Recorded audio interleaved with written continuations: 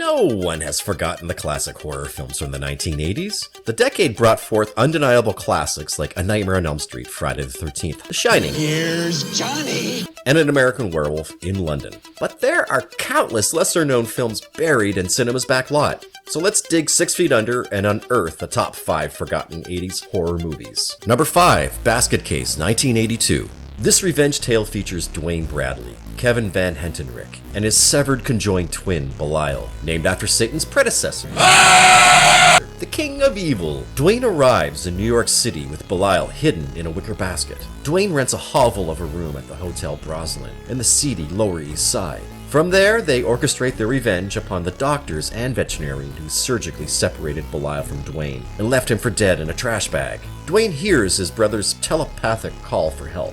And let Belial tell you, payback's been a long time coming. The second victim, Dr. Harold Needleman, played by Lloyd Pace in his only film role, is one of the hacks responsible for the brothers' separation anxiety, and is paid a visit at his sketchy medical practice. This is where Dwayne meets Needleman's receptionist, Sharon, and their young hearts flutter. First things first, Needleman must die, which she does by Belial's mutated little hands in a hilarious and gory struggle. The real drama begins as Dwayne pines for the luxury of experiencing adult life alone.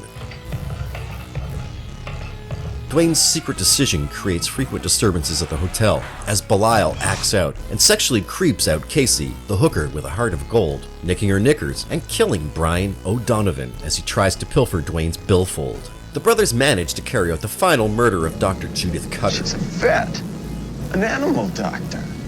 The aptly named veterinarian by shoving her face into a drawer of scalpels. What's in the basket?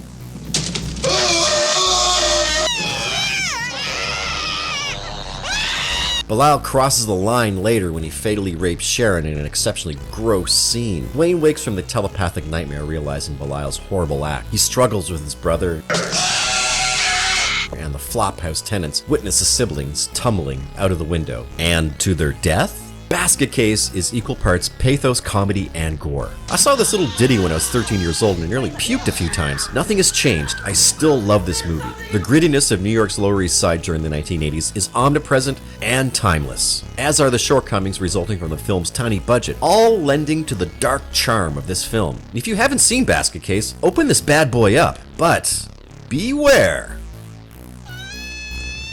Number 4, Silver Bullet, 1985. The novella Cycle of the Werewolf is yet another Stephen King book adapted to the big screen. Silver Bullet is quaint for a monster flick. From the opening scene, a railroad worker is beheaded by a werewolf, kicking off a killing spree that will soon terrorize Tarker's Mills, Maine. Siblings Jane Coslaw, Megan Follows, and Marty, Corey Haim, have a strained relationship. I hate you! However, the coming terror forever changes their dynamic. Marty is confined to a customized wheelchair, and Jane is constantly scapegoated by her parents for all of their quarrels. You always take his side because he's crippled. It's not my fault he's crippled! July 4th celebrations are fast approaching, but the murder of Stella Randolph, a knocked-up and abandoned resident, is attempting to OD on sleeping pills when a werewolf attacks her in her bedroom. The town is in an uproar, and the police haven't any leads. The locals at the bar form a vigilante posse, and the Reverend Lowe sermonizes over the bloodshed to end at the many funerals he presides over. This time, the congregation transformed to werewolves and tear Lowe apart in his nightmare. This is a damning revelation. The vigilantes carry out a search and destroy mission in the misty woods, and what could go wrong? Fear grips the town. July 4th is canceled, and Jane and Marty's cool alcoholic Uncle Red, played by Chompers himself, Gary Busey, graces the Coslaw household. I don't want you drinking around Marty. Dude, you've been telling me what to do all my life. His reckless lifestyle gradually takes a back seat to the relationship he cultivates with his niece and nephew. Red upgrades Marty's ride and gives him fireworks to celebrate the 4th. Alone on a bridge, Marty lights the fireworks that attracts the werewolf. Marty launches a rocket into the monster's eye and escapes. He and Jane now seek out someone with an eye patch or an injured eye. Lowe intimidates Jane while Marty sends the Reverend an anonymous note urging the werepriest to commit suicide. Message received. Lowe tries to run Marty down in his car, but fails. The siblings ask Red to take their silver jewelry and have it smithed into a silver bullet. A wise move as the nightmare culminates and the werewolf attacks Jane, Marty, and Red in their home. After the near-fatal scuffle, Marty chambers the bullet and cracks off a shot directly into Lowe's right eye, and they all live happily ever after. I like the cast. Megan Follows is always a strong performer. Corey Haim is likable as the young crippled brother. Busey is, well, Gary Busey, and that's good enough for me. The plot moves along nicely in a merciless monster genre way, and I particularly enjoy the anguish of Lowe's character. Yes, it's predictable that he'd justify the murders as God's will, but considering his torment, it's justifiable. God hates us all, and Stephen King knows it. This machine just called me an asshole. I just want to take this opportunity to thank you for watching this video. It means a lot to me, and it helps the channel. Please take the time to share, like, and subscribe, and maybe we can bring the subscriptions up to 1,000. It would make me very happy. And now back to the list. Number 3, C.H.U.D, 1984. We're back in the Big Apple. Something strange is going on underneath the city streets. Subterranean vagrants or undergrounders are disappearing, and now above-grounders are doing the same. NYPD Captain Bosch, whose wife Flora was dragged down a manhole in the opening scene, is personally invested in the rash of missing persons. Bosch speaks to A.J. Shepard, Daniel Stern, the Reverend, who operates a homeless shelter. He's convinced the disappearances are tied to a government conspiracy, and he has the proof. His underground patrons mentioned that NRC, Nuclear Regulatory Commission personnel, have been frequenting the tunnels in full radiation protection suits. George Cooper, John Hurd, is a prominent and reluctant fashion photographer whose passion is documenting the city's underground population, and has also heard the same unnerving stories. AJ investigates the tunnels and discovers a discarded Geiger counter and a boot that are NRC property. Bosch and Shepard confront Wilson, who's in charge of the NRC's clandestine operation, and lies to them about the agency's connection to the missing persons epidemic. AJ is tailed by a coin-eating spook.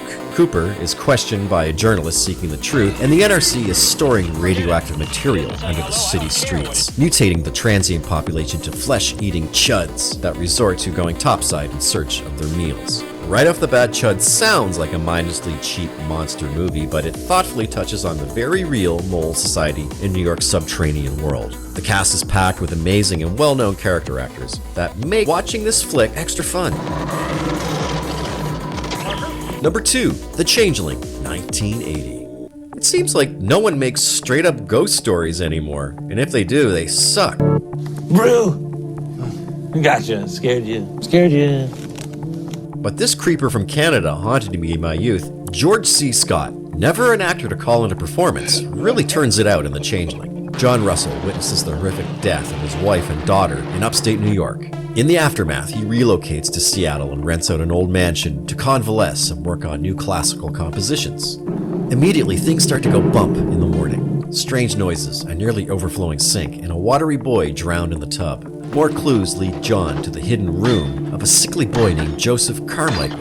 Apparently, Joe's been anticipating this visit. Inside, John discovers artifacts dating back to 1909, a small wheelchair and a musical box that plays the exact tune John's been composing. John shows Claire, an agent from the Historical Society who rented John the mansion, and the sleuthing begins. They organize a seance and make contact with Joseph. John. Help. John. Help.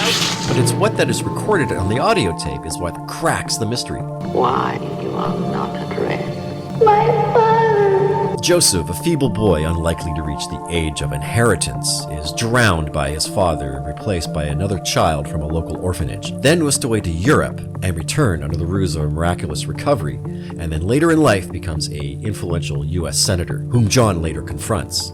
Damn, son, that's cold-blooded. Joseph's body is dumped in a well on an old Carmichael property and later discovered by John, and exhumed, revealing Joe's skeleton and his christening medal. Poor Joseph continues to pester John and wanting to play an endless game of fetch with a ball. John's frustration finally boils over. What do you want from me? The screenwriter's own paranormal experience, for me, makes the film that much more terrifying. The scares and frights aren't contrived, and they probably won't make you spill popcorn, but instead leave you in wide-eyed, mouth-gaping fear. I mean, who likes being chased by a cobweb wheelchair anyway? Number 1, Possession, 1981. Divorce is hell, but seldom is it represented as the gateway to hell. In Possession, domestic upheaval pits Mark, Sam Neill, and Anna Isabel Adjani against one another in roles that utterly devastated and drained the actors after the completion of the film. The allegory that is Possession obliterates every known hallmark of the horror genre that critics and fans try to pin on this film, with terms like psychological drama, body horror, and romance. Set in West Berlin while the Berlin Wall divides the city, Mark returns to find his wife despondent and wanting a divorce after taking a lover, Heinrich Heinz Bennett. And that's when the crazy train leaves the station. The two joust. Mark tries to bring Anna back to one, and Anna acts even more unhinged and removed from reality. Bob, their son, is neglected, but is unaffected in the madness. Mark's suspicions of adultery are confirmed when he receives a phone call from Heinrich. He pays Heinrich a visit at his and his mother's apartment, and then gets the shit kicked out of him in a clumsy attempt to square off with Heinrich. The turning point of the movie is when Anna recounts to Mark the miscarriage of Sister Faith, one half of her governing spiritual duality, the other being Sister Chance, who embodies chaos and thereby rendering her unmoored in the maelstrom of her burgeoning insanity. Mark later hires a private dick to trail Anna and is murdered by her after he witnesses something that goes beyond description. A grotesque, slimy, squid-like humanoid hiding in the closet. The dick's male lover, Zimmerman, follows up and meets the same fate after seeing Anna's grotesque lover in the bed and his deceased lover boy on the floor.